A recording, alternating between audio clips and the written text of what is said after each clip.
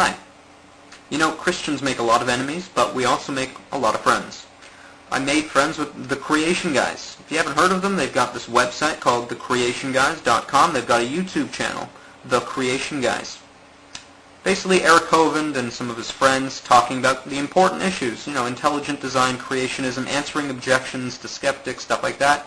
And I kind of got involved in their 4th episode, let them know they were doing a good job. We talked about vestigial organs, stuff like that, and just wanted you to give you a heads up, let you know what they were all about, and hopefully you'll check out their website. So, just going to play the episode that I was involved in, and, enjoy, guys. Keep it up, Creation Guys. You're doing a good job.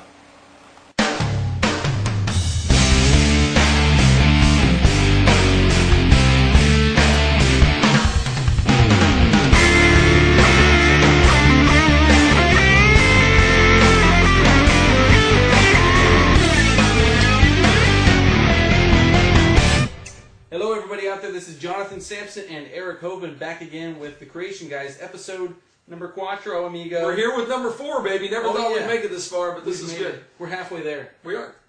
So somewhere. Yeah.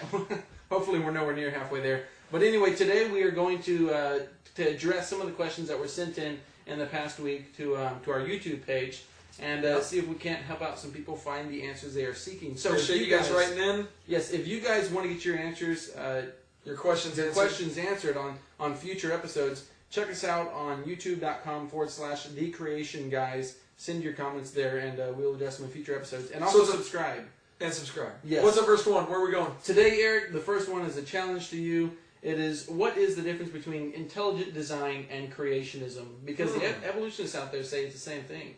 Yeah, there is a big misconception out there, and Eugenia Scott is trying to say, well, intelligent design is just creation repackaged. Don't you know they proved that in the court of law? Oh, yeah. And they're trying to use that. Bottom line is it's not. That's a straw man argument. I'll be the first to admit that creationists view evidence from a biased perspective. Evolutionists, would you be willing to admit that you also view evidence from a biased perspective? I look at the facts, the evidence that we have, and I interpret it based on the creation worldview. Evolutionists look at facts and interpret it based on the evolution worldview. We're all looking at the exact same facts. We're just coming to different conclusions. Intelligent design people are great scientists. Some of them are atheists. Some of them are creationists. Some of them are evolutionists.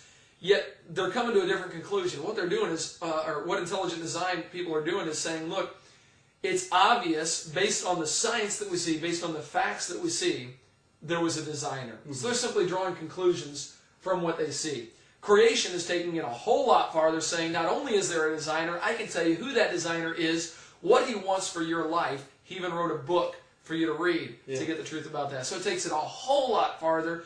Intelligent design is just being intellectually honest and saying design demands a designer. I was amazed to hear Richard Dawkins admit that at the end of the movie Expelled. He's open to the idea of intelligent design. Yeah. Quick, before we get in trouble for trying to call Richard Dawkins a theist or something, he was open to the idea of intelligent design within the realms of aliens planting us here. Right. Which many of them are very open to. That's the thing. That's intelligent design right there. Yeah, that's intelligent design. They don't say God did it. Exactly. It's totally different.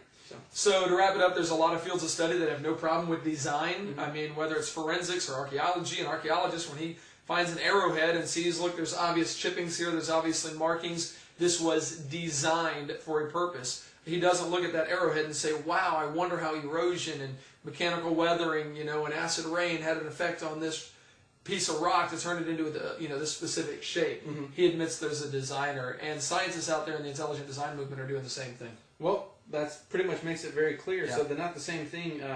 Also, there's another lecture that Dr. Georgia Perdone gave on the intelligent design movement. There's a link at the bottom of the screen here. Check it out. If they want to dive deep in that stuff, she did a great presentation on that. Good job. The next question is about vestigial organs and bones in whales. And death blowed to creationism right there, man. That's a tough one.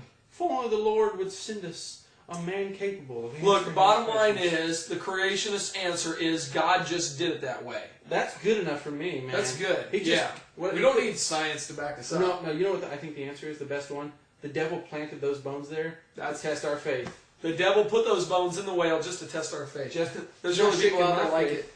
Where you are, we got Venom Fang X from YouTube. No way. Is going to take this one for us. Venom, thank you, my friend. Thank you for hooking us up on this. Vestigial structures. What's the truth about them? Let's ask Venom Fang. Thanks, Creation Guys, for asking me to speak about vestigial organs. My name is Sean, for those of you who don't know me. I'm on YouTube, known as Venom Fang X there. Vestigial organs. Most evolutionists, quite frankly, are too embarrassed to mention them when they're arguing for evolution these days, because most of the arguments they've made for vestigial organs, so they call them, have been debunked horribly. They used to claim that the appendix and the tailbone in humans were vestigial, that they were leftovers from an evolutionary history. They've been shown to actually be quite functional. The tailbone connects to 9 very important muscles, which, if you didn't have, you'd be in a lot of trouble. And the appendix is actually part of the digestive system, and though it is not key to living, I mean, I could cut off my ears and live without them. You can take out your appendix and live, but it actually is very helpful in digesting various herbs, various plants, because men used to be vegetarian. That's what the Bible says. So it makes sense that we would have an organ that primarily digests vegetarian substances. And since we now eat meat a lot, its use has been de-emphasized.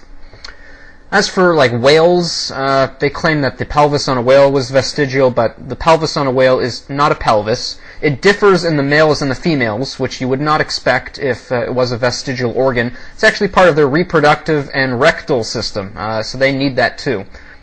There is a wealth of information on the internet regarding that vestigial organs are simply not vestigial, but there's also a great book called Vestigial Organs Are Fully Functional by Dr. Bergman and Dr. Howe, which you can also check out. Alright, guys. Take it away. Wow. Cool. Thank you, Venom Fang, for hooking us up. Make sure to check out his website, thewaythetruth.com. Great stuff. Yeah. So next question was Human chromosome number 2. What in the world do we do with human chromosome number 2? What is it? So this is actually a pretty popular topic with evolutionists out there today. One of the biggest names on YouTube right now, one of the evolutionists, is Kenneth Miller. Yeah. First, I almost said Henry Morris. He's doing it on YouTube. So Kenneth Miller is on there, and he's talking about human chromosome number 2. And this is simply because human chromosome number 2 appears to be the result of fusion. But if we look at human chromosome number 2 on a human karyotype, we see that there are 2 sets of telomeres. Telomeres generally exist repetitive sequences of DNA at the ends of the chromosomes, and they find 2 of those in the center of chromosome number 2, and then 2 of those expected on the outside of it. So why are they saying this is evidence of evolution? Well, they also find 1 centromere on there, with remnants possibly of a 2nd centromere. That I believe they found DNA that usually is around centromeres in another place. So maybe a kind of vestigial 2nd centromere. And evolutionists are saying, look, if we look at chromosome number 2, it is very similar to chromosome 12 and 13 in chimpanzees. Gotcha. And so what happened was, while we were evolving or descending from our common ancestor, well, we had some fusion, and they didn't, and the orangutans didn't, and the apes didn't, but we did.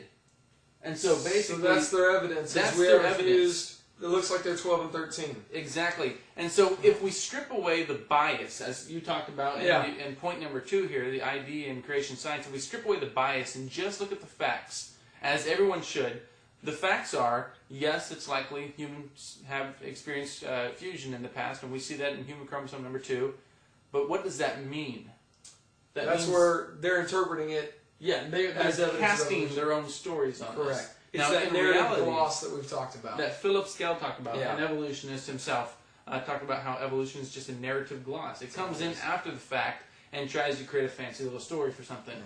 And so when we strip away that story, this giant of evolutionary evidence becomes nothing more than just another biological phenomenon. Yep. Didn't you say, what was the stats you were talking about the animals? The web-footed marsh rat in Brazil. I'll put the actual technical name up here. But they went and they found 46 or 42 individuals of this species, and they looked at the karyotypes of them. They actually brought their chromosomes up on the screen, and they have varied ridiculously. It was 26 distinct different karyotypes in one species. In one species, and they didn't check. They only checked about 42 different individuals. Wow! And so it just goes to show that the way a karyotype looks really doesn't have that much impact on the way that creature. It's what kind of information is it? It's what's on there exactly. And so the information that's actually on there is what counts. It doesn't matter if human chromosome number 2 looks like fusion. That has nothing to do with it. this is like a superficial, naive argument. Yeah. And so really, when you strip away the storytelling, it's just another biological phenomenon, and it is completely compatible with the creation model.